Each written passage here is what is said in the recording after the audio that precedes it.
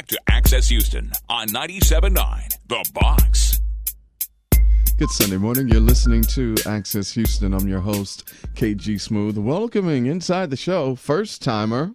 She's an author and a PoliChic. Ladies and gentlemen, Christina Sanders. Good morning. Good morning. How are you? Good. Thank you for having me. Oh, you are so very welcome. So, you wrote a book. It's called Get Your Weight Up: Things We Can All Do to Make America Better. So I have to ask, based off of the title, is this an alternative subtitle to Make America Great Again? Absolutely, but it's more so an opportunity for us to have a better conversation than how do we go back to how it used to be, which was an America that was exclusive of so many groups, so many communities. And how do we think about let's move forward, which is what better is? How do we include more people in the process to make a more balanced and stable America? Well, I'm glad that you wrote this book and that we are going to have this conversation, because we all need to figure out how we need to make America better, because the guy that said he was going to make America great isn't doing a great job, at least as of now. I don't know if you're a Trump supporter or not, but even if you do support the man, you cannot be blind to the debauchery that's been going on these last 60 days. It's been very interesting. I would say one thing that the president has done in a great way is really pique the interest of more Americans to get involved and wanting to do something. And Get Your Weight Up is it's a manual and a guide for those who are ready to do something, but they just don't know the steps or how or what types of things they can do to get engaged and to make sure their communities aren't left out, aren't left behind, or caught up in some of the madness that's happening in Washington. Yeah, so, well, let's talk a little bit about it. I mean, of course, you can't give us, all the major keys. You have to go out and purchase the book to get that. But what is one simple thing that a person listening right now can do to make them and America better? To get heavy.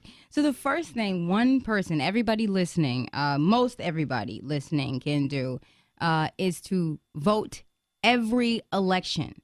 A lot of people, every election cycle say, go vote, go vote. And most people vote every 4 years during the presidential election cycle. Whoa. Sorry about that. Continue. Most people vote every 4 years during the presidential election cycle. And that's not enough. People really have to focus on voting at the local level for the school board, for the county. There's this thing that us politicos call voter fatigue, where kind of on one side, I think is an excuse for people not to put a lot of efforts into mobilizing people around local elections. And then on the other side, it is true. I mean, people get tired, which is what they consider voter fatigue to be. People get tired after they hear all the commercials, all of the political the literature, the mail, the knocks on doors. And I just say to America, you can't get tired. Are you tired of eating? Are you tired of, having the things that we need? Are you tired of working? There's some things that we all have to do. And part of that is staying involved, deeply involved in our society. The way that America was set up was that it doesn't work unless people are involved. And a lot of people are complaining that certain groups are getting certain things, but I guarantee you those certain groups are voting most all of their elections. And I think that that's what more Americans need to do is vote in local elections, the state elections. Matters. They all matter. And looking at these legislatures and looking at these city councils, and making sure your voice is heard and everybody in your house voice is heard, and that we're not just saying, every 4 years we're voting for president, but we're voting for anyone who's representing us at any level. Yeah, this is true. You're listening to Access Houston. We're talking to Christina Sanders. Her book, Get Your Weight Up: Things We Can All Do to Make America Better, is available now. I'm glad that you mentioned that, because during the presidential election and, all of the talk was on Hillary Clinton and Donald Trump. And I would always stress on this program that, pay attention to what's going on the national level in Washington, okay? But what you really need to be paying attention to, it's what's going on right here in Houston, because all of the things that's going to affect you and your family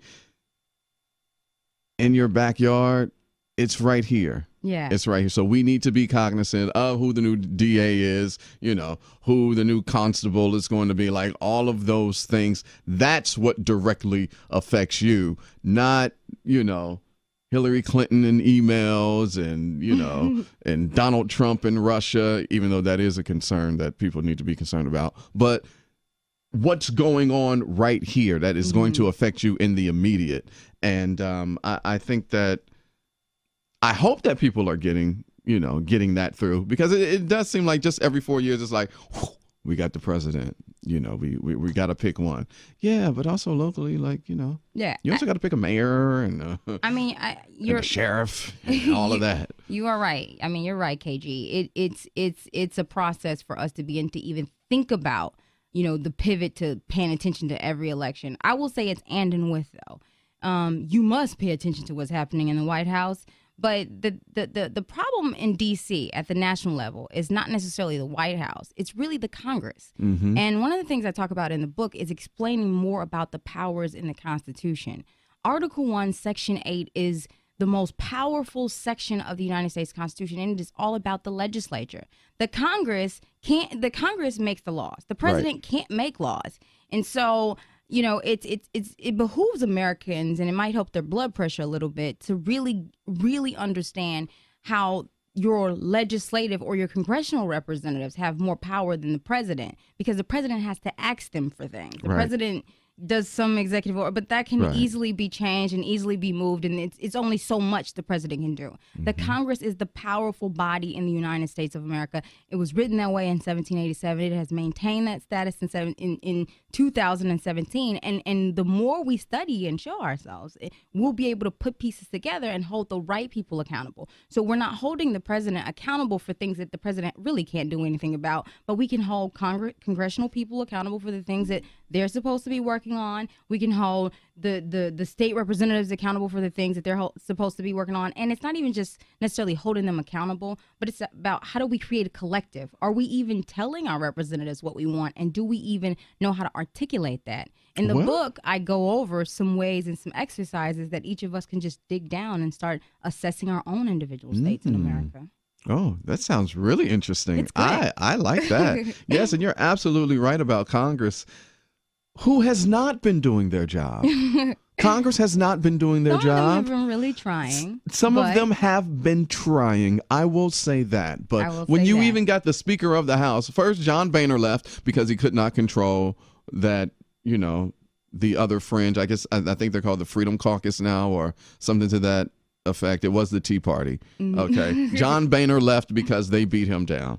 Paul Ryan is in there now. Paul Ryan can't even get them together because we saw what happened last week with Trump Care or Ryan Care or however you want to, whose ever bill it was, like Paul Ryan could not get the votes together to pass that, thank God, because everybody was going to lose their stuff. I was worried about elderly people like not having Medicaid and Medicare. Like it would have been a disaster that this health care bill ain't nothing but a big old tax break for the top 1%. But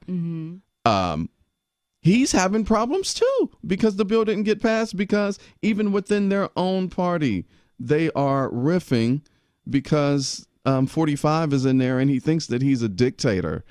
And as you just said, you need Congress and the Senate to get things done. Yeah.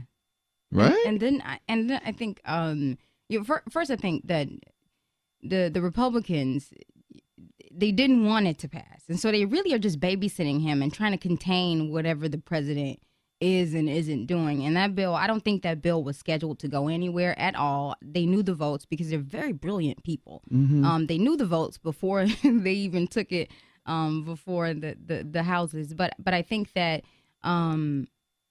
this is where the people come in, because while they're up there playing and doing whatever it is they're doing about a bill we already fixed, we got some other stuff. Like Flint, Michigan still doesn't have clean water. Right. In the United States of America in 2017, that is completely unacceptable. There's no level of acceptability that we are sitting in 2017 and kids and elderly people and people are drinking dirty water with lead in America.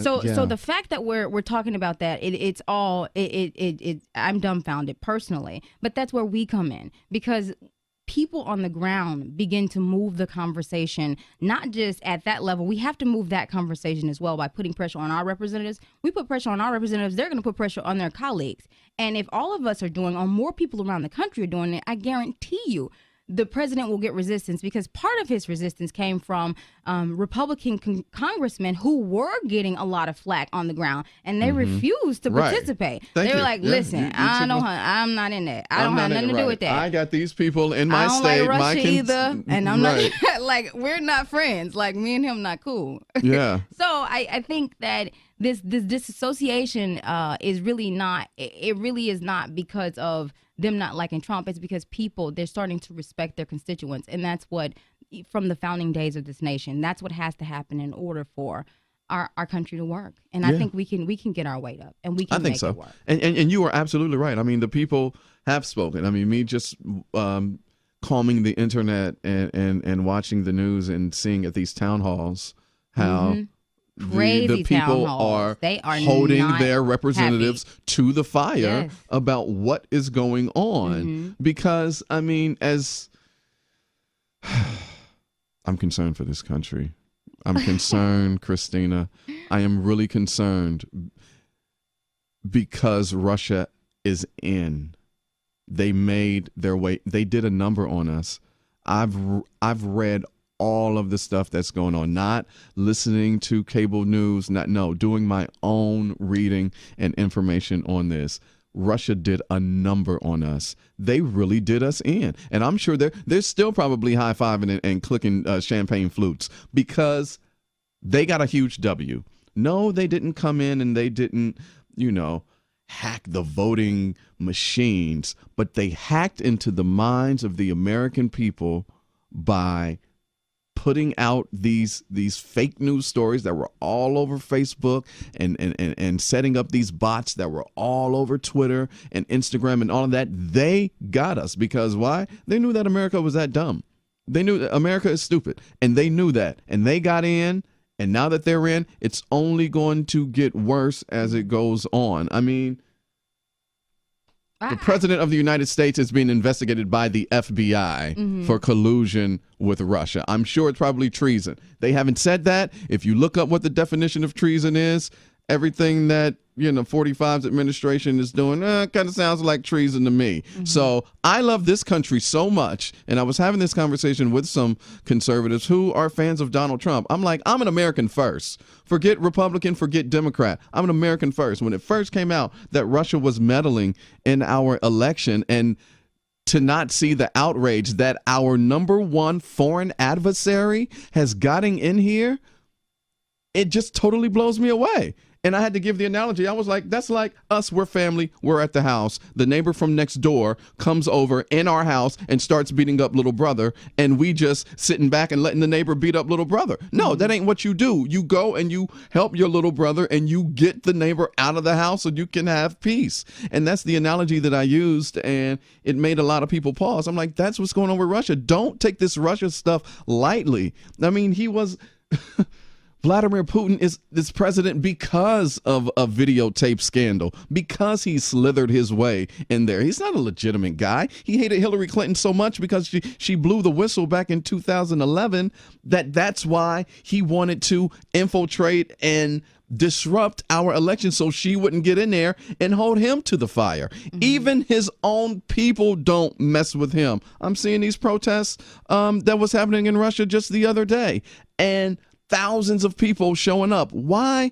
Because he's a messed up individual. Well, I mean, and he is not good. I don't know. I don't know too much about. I haven't done like extensive, research on the beyond the basic news. And when I say basic news, I mean like newspapers. Yeah, sure. Russia is powerful. The guy is scary. He's weird.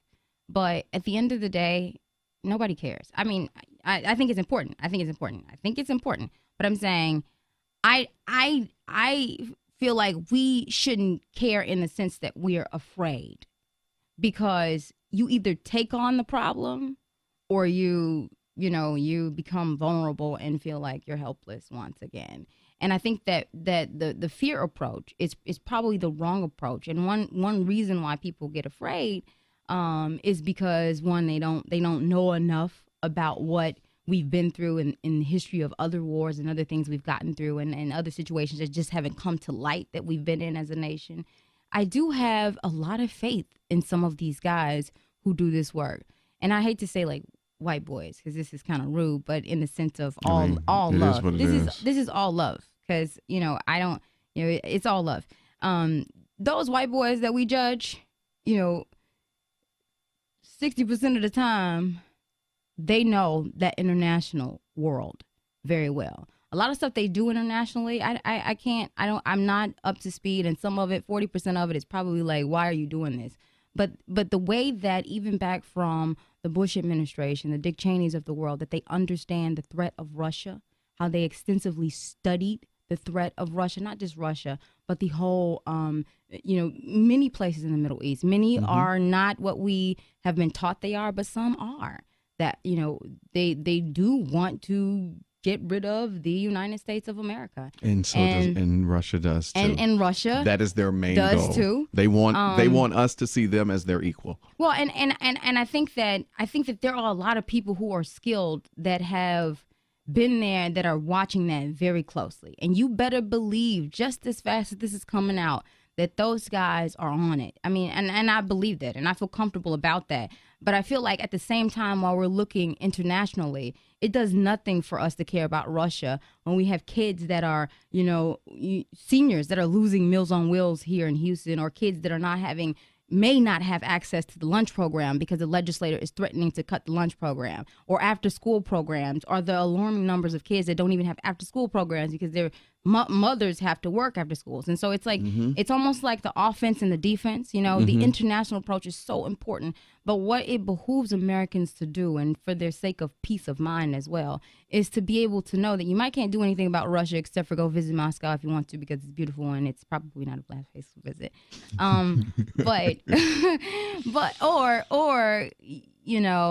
you can do work in your local community. You can join your civic club, because you'll see it on the news, but it'll give you a peace of mind knowing that you're doing what you can on the local level, and that every day that you're doing something is changing. And it may be so small that it seems insignificant to somebody else, but it's a big deal, because the small pieces, like cells in one body, make up who we are and keep us functioning and going. Yeah. Okay. I received that. You have calmed me down in the inside with that response there, because I was a little worried, like, wait a minute, you're not, wait a minute, hold on. But you brought it back around. You're listening to Access Houston. We're talking to Christina Sanders, the author of the book Get Your Weight Up, Things We Can All Do to Make America Better. Where can people get the book? People can get the book from my site directly. It's ChristinaDionSanders.com. That's Christina, DIONNE, Sanders.com. How many jokes did you get with your full name? A lot. I never knew what it was until one of my bosses used to be like, prime time. I'm like, what? Yeah. What is that? That's what I was waiting on. Like, who's called you prime time? Like, that's what I was waiting on. Yeah. Oh, that's hilarious. But it's a beautiful name. Thank the you. book, I'm going to get the book myself, because I am, you're a PoliChic. The PoliChic. Yes. The PoliChic, excuse me, the PoliChic. Yes. I won't say I'm the Paula dude, but I am very into politics and constitutional law and all of that. So that's a beautiful thing. Yeah, if you're ever in Washington, D.C., give 45 a copy of the Constitution, because I don't think he knows it. Thank you so much for your time. Thank you for having me. Oh, and social media stuff. Like, shout out all of you. I know you got the website where they can order the book, but if they want to follow you on social media, this is the world we live in. They don't say, what's your phone number? They say, follow me on Instagram. Somebody did before. I was like, huh? I'll give you my Facebook. I'm on Facebook, the PoliChic. I am on Twitter. I am the PoliChic on Twitter, the PoliChic on Instagram, and the PoliChic on Tumblr. Okay, the lovely Christina Sanders. I would love to have you as one of my panelists on the roundtable. So I do a roundtable discussion where we talk about the weeks in, everything that happened in news and politics and entertainment and whatnot. And I would love for you to be a part of that one time if you're available. I'd love to join you. Oh, absolutely. Well, thank you. The book is Get Your Weight Up, Things We Can All Do to Make America Better. The author is Christina Sanders. Thank you so much. Thank you. And thank you for listening to Access Houston.